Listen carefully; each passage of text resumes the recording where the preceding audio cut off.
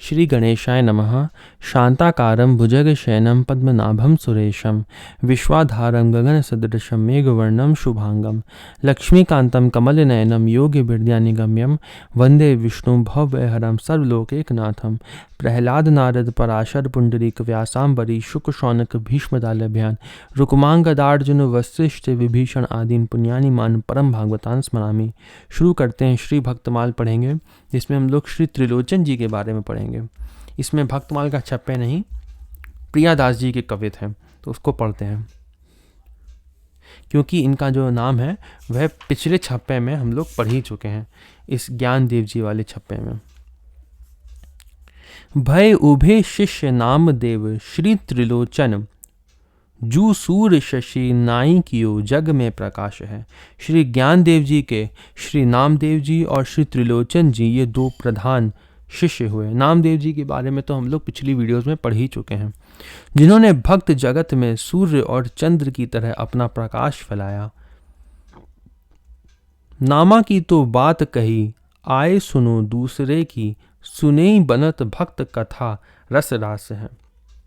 श्री नामदेव जी का चरित्र तो पहले ही छप्पे संख्या 43 में पढ़ चुके हैं। अब यहाँ दूसरे श्री त्रिलोचन जी का चरित्र सुनिए।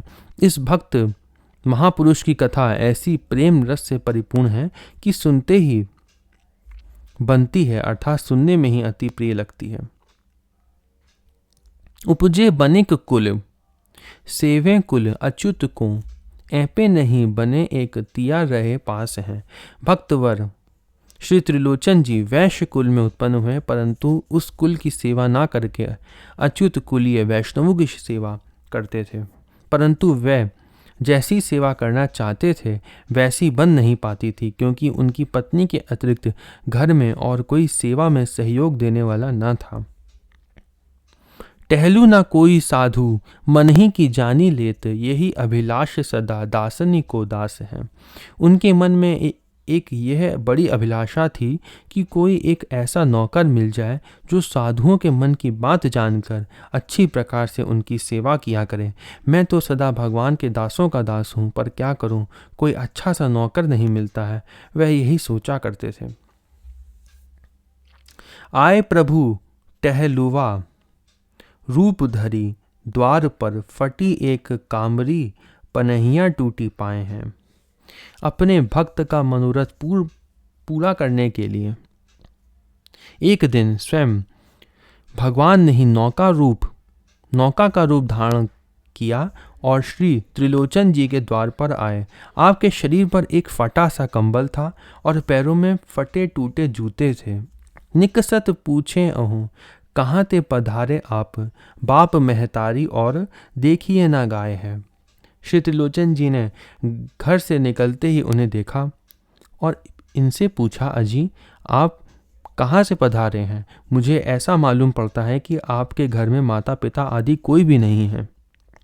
बाप महतारी मेरे को नाही साची कहूँ, गहों में टहल जो पे मिलत सुभाए हैं।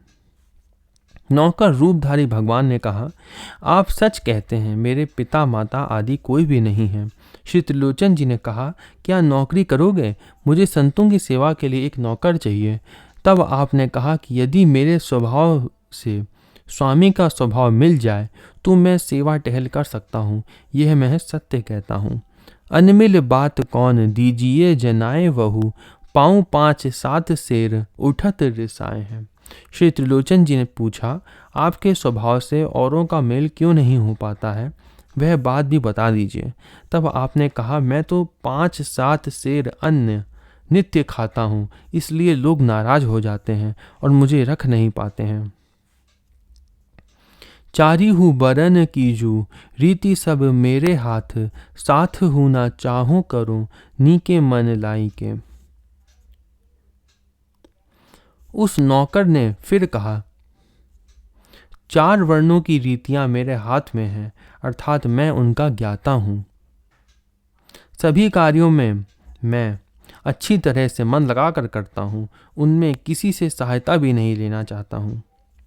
भक्तन की सेवा सो तो करत जन्म गयो, नयो कछु नाही डारे बरस बिताई के।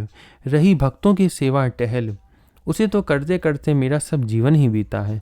मेरे लिए वह कुछ नई नहीं है, कुछ नया नहीं है उसमें करने में कह रहे हैं। इसमें कई वर्षों को मैंने बिता दिया है। अंतर्जामी नाम मेरो, चेरो भयो तेरो हूँ, तो बोलियों भक्त भावे, खावो निशंक अघाई के।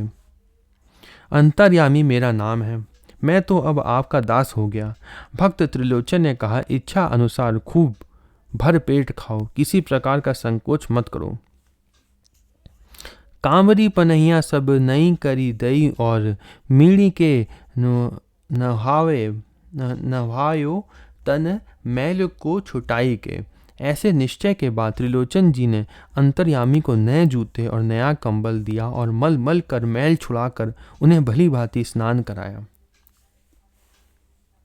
बोल्यो घर दासी सोतू, रहे या की दासी होई, देखियो उदासी देत ऐसो नहीं पावनो। भक्त त्रिलोचन जी ने अपनी स्त्री से कहा, तुम इस अंतर्यामी की दासी बनकर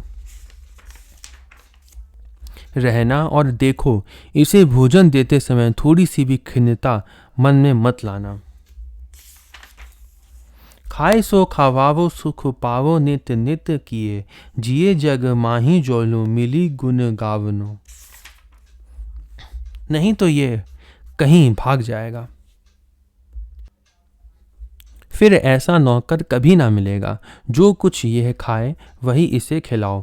ये नित्य प्रति संत सेवा करेगा, तुम इसकी नित्य सेवा करो और नित्य नवीन सुख को प्राप्त करो।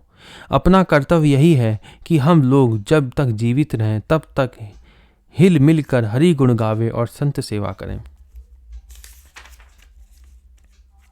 आवत अनेक साधु, भावत टहल हिये, लिए चाव दाबे पाव, सबनी लड़ावनो। त्रिलोचन जी के यहाँ अनेक साधु संत नित्य प्रति आते ही रहते थे। संत सेवा अंतर्यामी को हृदय से प्रिय थी। संतों के इच्छा के अनुसार रुचि पूर्वक अंतर्यामी उनके पैर दबाते और उन सबका लाड़ प्यार करते। ऐसे ही करत मास 13 बीतीत भय, गए उठी आपू नेकू, बात को चलावनो। इस प्रकार सेवा करते करते 13 महीने बीत गए। भोजन की जरा सी बात चली कि अंतर्यामी अंतर्धान हो गए। एक दिन गई ही पड़ोसिन के भक्त बधू पूछी, लई बात अहो काहे को मलीन है।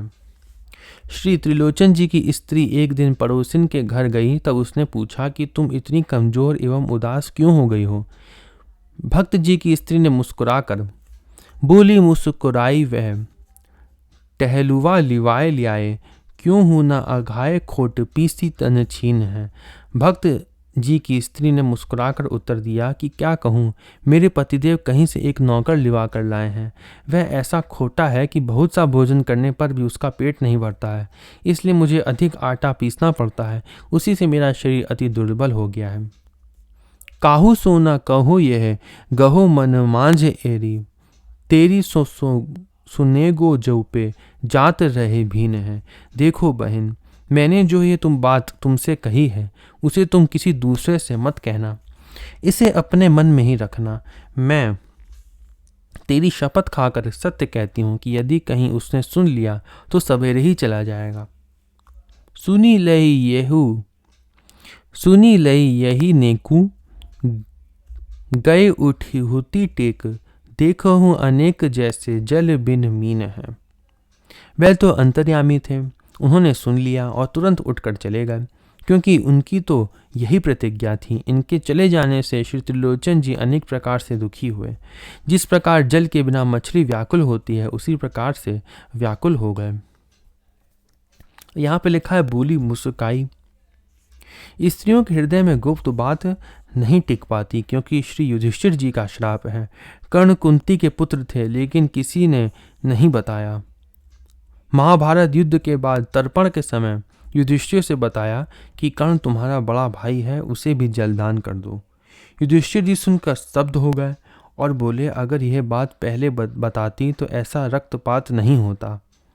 कर्ण को राजा बना देते, क्योंकि उसे दुर्योधन बहुत चाहता था।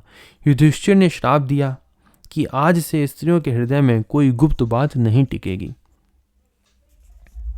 क्योंकि अगर कर्ण जो है वो सबसे बड़े पुत्र होते कुंती के, और सबसे बड़े पुत्र ही राज्य पाते हैं, तो इसलिए वो राजा बनते। युधिष्ठिर को भी इसमें कोई समस्या नहीं होती, दुर्योधन भी मित्र था इसलिए भी कोई समस्या नहीं होती, तो युद्ध भी नहीं होता इसलिए युधिष्ठिर जी ने उनको श्राप दे दिया कि आज से स्त्रियों के हृदय में कोई गुप्त बात नहीं टिकेगी।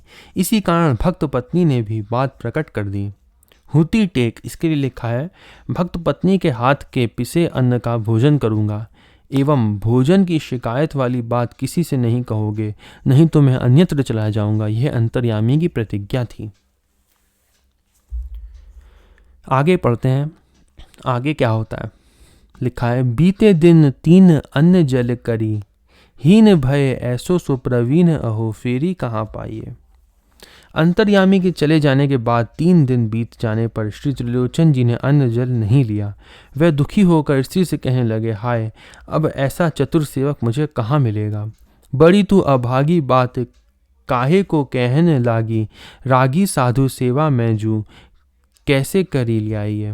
तू तो बड़ी ही अभागिनी है, ऐसी बात क्यों कही। वह संत सेवा का बड़ा प्रेमी था, किस उपाय से अब उसे लाऊं। जब त्रिलोचन जी की इस प्रकार अपने मन में पछताने लगे, भई नभ बानी तुम, खावो पीवो पानी यह, मैं ही मती ठानी मुँह को, प्रीति रीति भाई है। तब आकाशवाणी हुई कि तुम अन्न प्रसाद पावो और जल पीवो।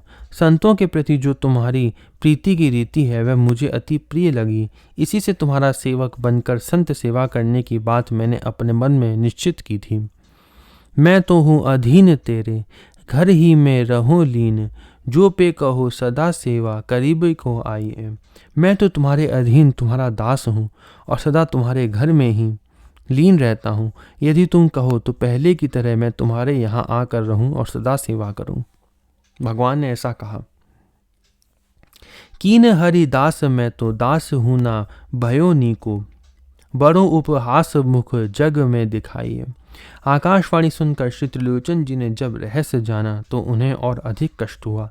वह पछताते हुए कहने लगे कि मुझे धिक्कार है, मैंने भगवान को अपना दास करके माना, मैं उनका दास भी नहीं बना और वह यहाँ रहे, मैंने थोड़ी भी उनकी सेवा नहीं की।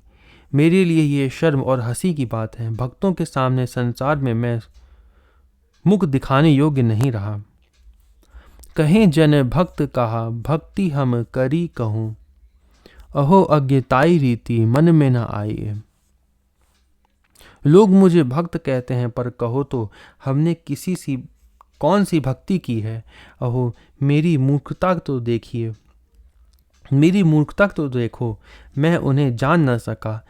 अपने भक्तों से प्रेम करने की रीति ऐसी गुप्त है कि मेरे मन में भी नहीं आ सकती है। उनकी तो बात बनी आवे सब उन्हीं सो गुण, ही को लेत मेरे औगुण छिपाइए। प्रभु ने मेरी तुच्छता की ओर जरा सा भी ध्यान नहीं दिया। उनकी भक्त वत्सलता की बात तो उन्हीं से बन पड़ती है। उन्होंने मेरे नाम मात्र के गुणों की ओर ध्यान दिया, परंतु अवगुणों को छिपाया। आए घर मांझ तऊ मूड में न जानी सक्यों, आवे अब क्यों हूँ धाए पाए लपटाइए। प्रभु मेरे घर में आए,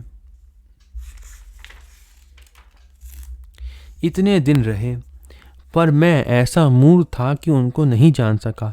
अब वह किसी प्रकार आ जाएं तो मैं दौड़कर उनके पैरों में लिपट जाऊं। इस प्रकार त्रिलोचन जी अंतर्यामी के ध्यान में सदा मग्न रहने लगे। प्रभु की आज्ञा से प्रसाद ग्रहण किए। त्रिलोचन जी का चरित्र यहीं पे समाप्त होता है। हम लोग अगली वीडियो में श्री वल्लभाचार्य जी के बारे में पढ़ेंगे। ओम नमो भगवते वासुदेवाय।